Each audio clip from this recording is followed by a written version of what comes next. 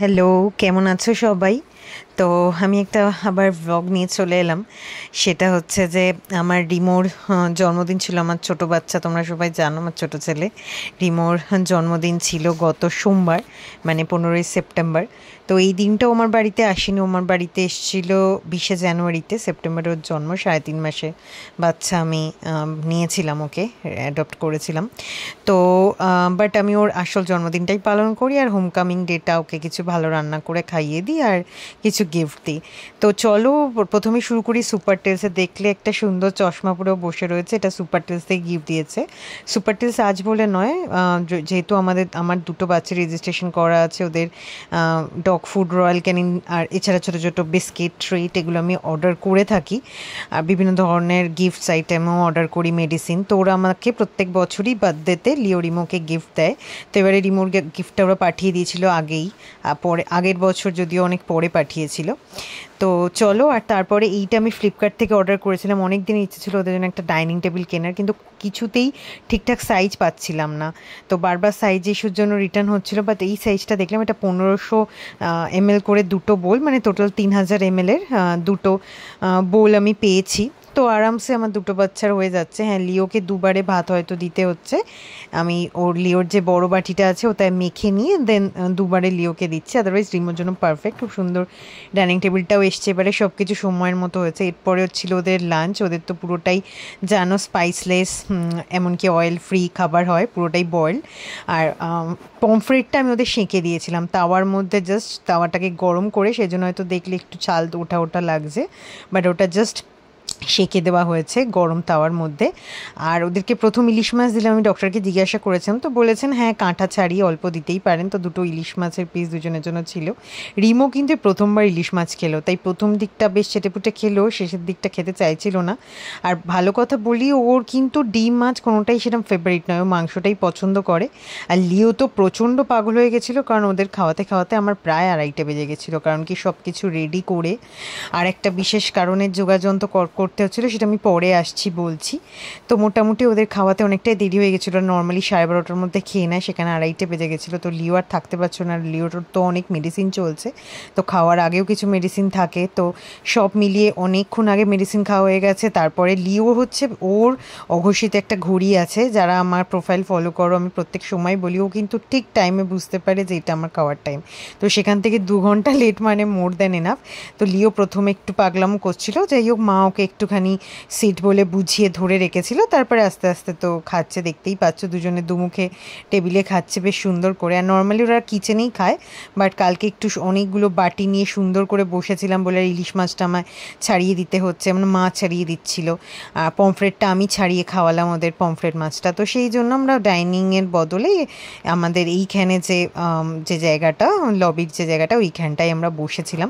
তো বেশ সুন্দর করে ওদেরকে খাওয়ালাম। আর এটা কিন্তু অ্যাকচুয়ালি আমার বাঁ হাত, তোমাদের মনে হবে, কিন্তু এটা ফ্রন্ট ক্যামেরায় করা।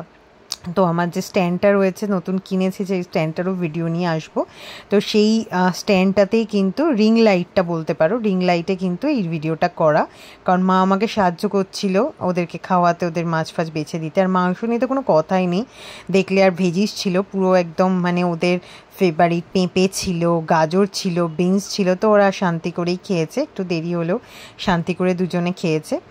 তো এই ওদের খাওয়া দাওয়ার পর যেটা ছিল সেটা হচ্ছে, যার জন্য সকাল থেকেও দেরি হচ্ছে, সেটা হচ্ছে আমি কিছু বাচ্চাদের খাওয়ালাম। প্রত্যেক বছর প্রতীক থাকে, মানে আমার হাজব্যান্ড থাকে, দুজনে মিলে করি। বছর তো অফিসের কাজে দেশের বাইরে, তো আমাকে একাটা কিছুটা ম্যানেজ করতে হয়েছে। তো আমি এক ফিডারের সাথে কথা বলেছিলাম, তারা খাবার দাবার সমস্ত রেডি করেছে। তো আমি সেই খাবারেরও ভিডিও তোমাদের সাথে শেয়ার করব। তো আশেপাশের বাচ্চাগুলোকে আমি চেষ্টা করি যে একটুখানি অন্তত আমার বাচ্চাদের জন্মদিনগুলোতে যদি ওদের মাস্ক ফিডিং করানো যায়, নর্মালি একটু আধটু যা বাইরে বেরিয়ে মাংস ভাত খাওয়াই বা অফিসের কাছে বিস্কিট খাওয়াই, ওটা খুবই সামান্য, সেটা আমি বলার মানে মধ্যে ফেলি না। তো আর আর বিকালের ওদের কেক কাটিংটা আগে বলে নিই। তো বিকালে ওদের কেক কাটিং হয়েছিল, তারপরে বাচ্চাগুলোর যে খাওয়ানোর ব্যবস্থা করেছিলাম সেটা আমি রাতে করেছিলাম। তো দেখো মোটামুটি ওরা সেজেগুজে রেডি। এই সমস্ত ড্রেসগুলো কিন্তু আমার সুকৃতি থেকে নেওয়া, পপি পেট লাভার থেকে। আর পিছনে যে হ্যাপি বার্থডে লেখা, ওটা ওটা অ্যামাজন থেকে নেওয়া। আর এই সুন্দর কেকটা তো অবশ্যই আমার bakery glory the baking mix থেকেই বানানো, আমারই বানানো।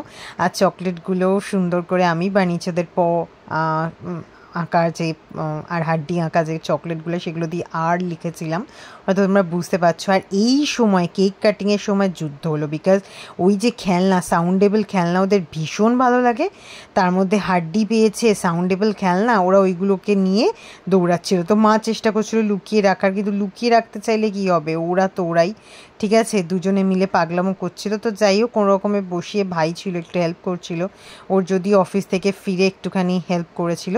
তো কেক তো কাটা হলো, আর কেক কাটিংয়ের পর খাওয়া দাওয়ার ভিডিওটার কহেনি, সেটা কিন্তু খুব চেটেপুটে খেয়েছে। আর এটা তো ভ্যানিলা ফ্লেভারের কেক ছিল, তো আরামসে ওরা খেতে পেরেছে। আর এই যে দেখো ওরা যে রান্না হয়েছিল, তো এইরকমভাবে চিকেন আর রাইস আলাদা করে রান্না করে দেন প্রায় 100টা বাচ্চাকে আমি খাইয়েছি, যতটা আমার সামর্থ্যর মধ্যে হয়েছে। তো হয়তো এটুকু কিছুই না, আবারও চেষ্টা করব করার। সামনে লিওরও বার্থডে আসছে, তো যাই হোক ওরা খেতে পেলে মনটাও খুব খুশি হয়ে যায় যে একদিন অন্তত ওরা পেট ভরে খেতে পারলো। হয়তো পেট ভরে খাওয়া একদিনের এমন কিছুই হয় না, বাট যাও একটুখানি ওদের জন্য চেষ্টা করলাম যে আমার বাচ্চাগুলো জন্মদিনে শুধু ভালো খাবে, মনটা খুব কাঁদে। তো বিশেষ করে তোমরা সবাই জানো লিও আমার 5 বছর হবে এই অক্টোবরে, তোমরা সবাই আশীর্বাদ করো। রিমোর তো 2 বছর পূর্ণ হলো, যাতে ওরা সুস্থ থাকে। তো লিও আমার লাইফে আসার পর থেকে ওদের প্রত্যেকটা খুঁটি বিষয়গুলোতে আমার অনেক বেশি অভিজ্ঞতা বেড়েছে এবং অনেক বেশি টানও বেড়েছে। আর শুধু এখানেই নয়, যেখানে আমি বেড়াতে যাই বা যেখানেই যাই না কেন, আমি সব জায়গায় দেখি ওরা ঠিক গন্ধে বা ওদা আমাকে দেখে কিনা বলতে পারবো না, এইটুকু ভরসা এই অবলা প্রাণীগুলোর থেকে পেয়েছে। ওরা এগিয়ে আসে, জানে একটু খাওয়ার একটু আদর ওরা পাবে। তো এটাই জীবনের মনে হয় সবচেয়ে বড় প্রাপ্তি। তো তোমাদের কাছে রিকোয়েস্ট, তোমরাও ওদেরকে সাধ্যমতো খাইও, ওদেরকে কষ্ট দিও না। আর ভিডিওটা ভালো লাগলে অবশ্যই লাইক শেয়ার করে দিও। Bye bye.